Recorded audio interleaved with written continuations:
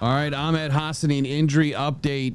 Look, I wanted to wait until Dan Campbell and the Detroit Lions released the injury information. Now, what we heard from Dan Campbell this morning is quite a bit different than what we heard elsewhere. And I will say this, man, the injury to Ahmed Hassanein is unfortunate. The gravity of the injury is still unknown. Today's press conference kind of gave a, well, not a whole lot of information. You know what? Let's just go to what Dan Campbell said, and then I'll come back and break down a little bit about what I know, what I heard, and we'll kind of go from there. The implications of what's going on for the Lions this season with this injury. There you go. Here's a look at the injury. So Ahmed Hassanein is up top at the edge position there. And it's actually the tight end. So let me go all the way back to the beginning. It's actually the tight end that's lined up behind the tackle that makes the contact with Ahmed Hassanein. So tackle makes contact. That tight end is coming down to secure a block. But I mean, this was just a vicious block, in my opinion. That was a blindside block on the side of Ahmed. Now, not a good clear angle from this side, but this is what happened. I mean, he gets bang. I mean, just leveled. I mean, he's just bent completely over. And then that tackle ends up landing on top of him.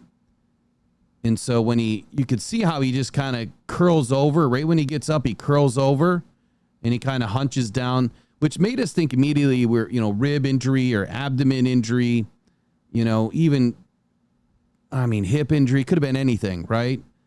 So still wondering how he suffered a pec injury. When Dan Campbell was at the podium today, he pointed to his left side, right? His left side. And I don't know if he just did that out of, I don't know. Maybe he just always points to that side. But this would indicate a pec injury to Ahmed's right side by the way that he tucks that arm. Let's go to Dan Campbell here and hear what Dan had to say about the injury. Ahmed's going to be down for a while. He's got a pec. It's a good question. I don't have that answer yet. Is this one of the situations where you're continuing the evaluation, potentially using one of the two IR spots you have entering the year?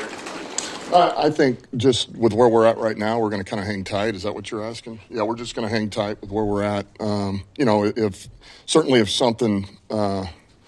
If something shows here over the next week, which probably the odds of that are pretty slim, then yeah, we would keep our eyes open. I know Brad's looking at everything, but right now we're just going to hang tight.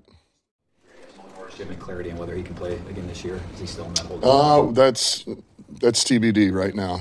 We're taking this. Like I say, we're being very thorough with this, and he's doing well. I mean, he's doing good right now, but I don't even want to go that far. I think I just know he's down today. And we'll keep going. Okay, so that's it. I mean, just not a ton of information. I mean, very pointedly, Dan Campbell said he's got a pec injury. He was asked a couple of good questions here. One, are they going to utilize the IR for Ahmed right away, place him on IR reserve before the final cuts? And if they do, then that means that Ahmed Hassanein will not be able to return this season unless it's with an injury settlement. So you could put him on, they wouldn't do that. But if you put him on IR and then you give him an injury settlement, that makes that player kind of a free agent, right? And then they can re-sign with you after waivers. I think they have to clear waivers after that point. Don't quote me, but I'm pretty positive they have to go through waivers at that point. Now, they wouldn't count as against the 90-man overall roster or the salary cap.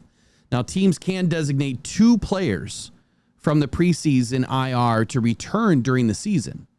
And with the amount of players that the Lions already have out and now some coming back, he did mention Khalil Dorsey today coming back, that is a potential. They could give Ahmed Hassanein the IR designation to return, and then that would be one of the 2 that are gone. So if you were to stash a guy in IR before, the 2025 cut-down date, which is August 25th or 6th this year, 6th, I think, then he's likely done for the year unless you cut him and then re-sign him later, which, again, the Lions are not going to do that. There's no way they're going to cut their 6th-round pick, who, by all means, looks like he's going to be a pretty darn good football player. Now, once the roster is trimmed to 53, then teams can place players on IR starting 24 hours later. Then these players can return after missing a minimum of 4 games. So they could hold him out, keep him on the roster, go through cuts, and then stash him on IR, and then he comes back after 4 weeks, right? That's all possible. Does this really change anything right now for the Lions and in their 53-man roster or bringing in additional players? Spoke about it at length this morning during the morning show. There's the Trey Hendrickson talk. There's the, Zadarius Smith talk and all that stuff, right? None of that's happening, ladies and gentlemen. That's not happening. If any one of them's going to happen, I would see an opportunity for Zadarius Smith to come back again after week 1 when the veteran salary is not guaranteed. That's been the date this whole time that would make any sense at all for Zadarius Smith is after week 1.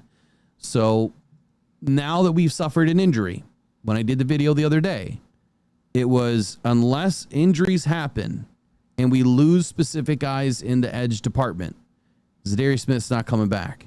Now we've lost 1, but Zadarius Smith, quote unquote starter, right?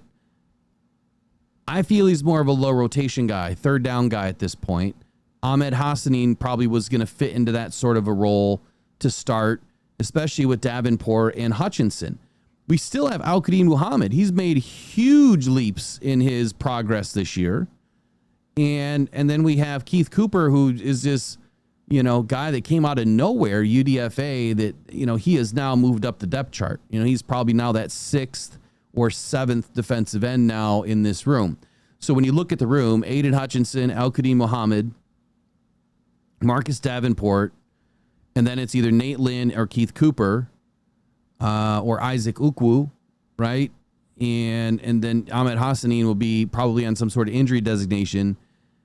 There's just not a ton of room, right? There's just not a ton of room on this roster unless you're going to somehow keep more than 6 defensive ends, which, 4, maybe 5 at the most, I would say is probably going to happen.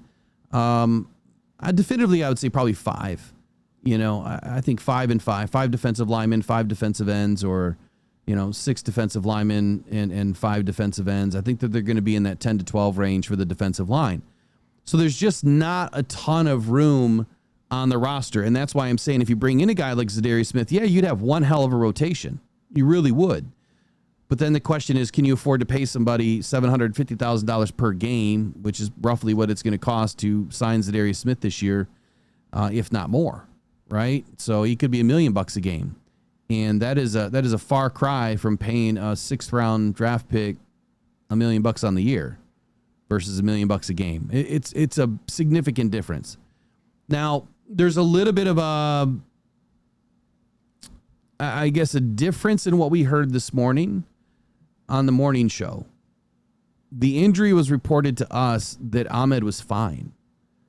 And it was a nothing burger. Like he's going to be okay. That's what was reported to us this morning. Someone close to the situation. And again, I wasn't going to release that information. If you were in the show, you saw it or heard it. But I wasn't going to say that. It's the same kind of thing that we heard last night, or right after the game, that it seemed like he was going to be okay. And so he could be. So let's kind of talk that through. Now, I'm not calling out the Lions. I'm not calling out Dan Campbell. But let's just talk this out hypothetically here. Ahmed went down with an injury in the game. Everyone saw the injury, okay? The Lions have options now. And the Lions are not the only team that would do this. Every team does this. The Lions would have options now since there is an injury, right? It does exist. Even if Ahmed was fine, but it's going to be a little bit of time before he gets back, 2, 3, 4 weeks, we'll say, instead of putting him on IR right now and losing him for the season, which wouldn't make sense, they can kind of play with the roster a little bit. You could put Ahmed on a list, right, and stash him, whether his injury is okay or not, right? Whether he really doesn't need much time to recover or he does, or it's season ending or it's not. I don't really believe it could be season ending right now. If it was season ending, I think he would be on a list to be done and over with. Unless they're looking for some more options, right? Or they're looking at some additional details. Maybe they need some swelling or something to go down, and they'll get some more pictures and get a better, more definitive surgical option if that is what they need, or if it's just a rehab option, kind of see how it bounces back. Maybe Ahmed wants to play through the injury, whatever it is, through the season, and he's willing to give it a go. And then, hey, if it doesn't work out, it doesn't work out. I'll take my lumps, get surgery, and then I'll see you next year. That could happen too.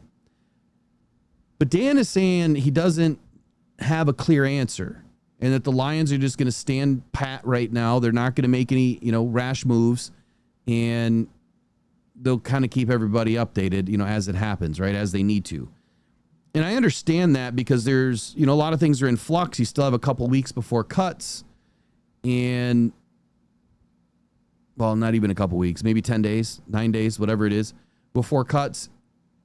And there's probably some other guys on the roster that maybe you'd want to have stay around, and then you could stash him for a few weeks. So Dan's saying no definitive plan, and other people close to the situation saying he's fine. That's why it's so hard to do this and manage the information and try to figure out what's right, what's wrong here.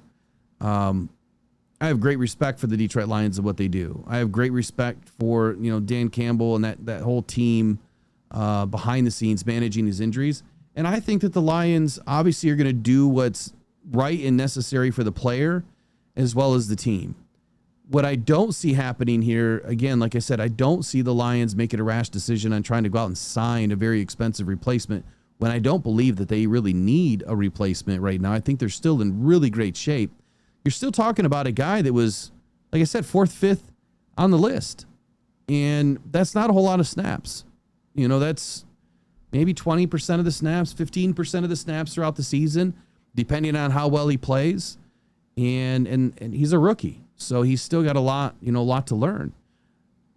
At the end of the day, whether his pec is fine, whether it's going to be 2 weeks, 4 weeks, 8 weeks, or a season, I don't think it changes anything at the end of the day for the Lions. I really don't. I think that they're going to continue doing what they're doing. I don't think that they're up against any pressure, by these fans to have to go out and sign a $35 million edge rusher. You're not replacing a 6th-round draft pick with Trey Hendrickson, right? That doesn't make sense. You could trade Davenport and get Trey Hendrickson. You could. You absolutely could. But again, then you're screwed, right? You're screwed with the salary cap and losing the draft picks and everything else. Not to say the Lions wouldn't do it. Maybe they will. Maybe they won't. We don't know. And when it happens, it happens. For right now, I just hope and wish, that Ahmed gets healthy and that we get to see him again soon, because I think that he had a real promising rookie campaign that was about to unfold this year. It's just really unfortunate that how that injury went down. It looks super blatant, that the way that he was hit on the side. I don't want to say a bit unnecessary, because everyone's trying to earn a spot on a team and everyone's trying to put their best game tape out there. I mean, that was a pancake block. You know what I mean? That was a really nice block.